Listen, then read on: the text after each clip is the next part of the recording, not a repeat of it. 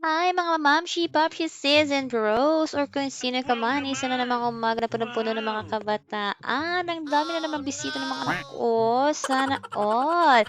Ay sus, ang sarap naman ng ngiti ng bunso namin, oh. So ngayon, kaya nag-video-video na naman ako dito kasi gusto ko lang i-share itong aming lulutuin. At ito ang sinigang na salmon with hipon. Napakasarap naman, di ba? Sosyal.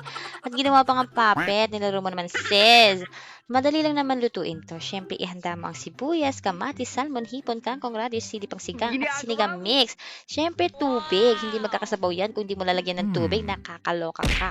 Utak mo ang may sabaw kapag nakalimutan mo ang tubig. Charot lang naman. At ayan na nga, niluto na ng aking father dear. Sabi niya sa akin, ako daw magluto, pero pagkakita ko, aba, siya na ang nagluluto. Kung ano ang utos niya, siya din ang gawa niya, nakakaloka. Ganyan 'di ba ang nanay or tatay niyo? Ano ba 'yan? At tiyaran, tikman muna natin kung masarap ba.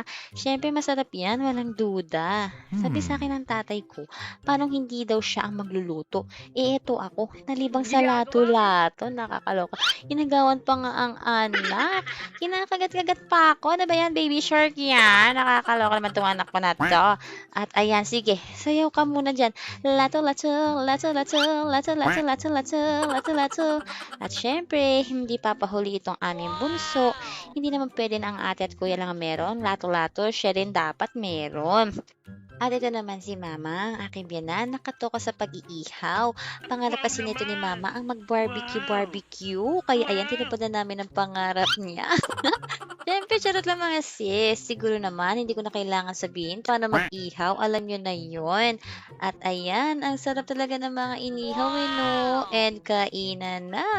Mukhang mapapakamay na naman ako nito sa pagkain. Pero sis, 'wag mo kamayin ng sabaw, ha? At ito, isang masarap na naman na salo-salo para sa araw na ito. Maraming salamat sa nagustuhan niyo. Thank you.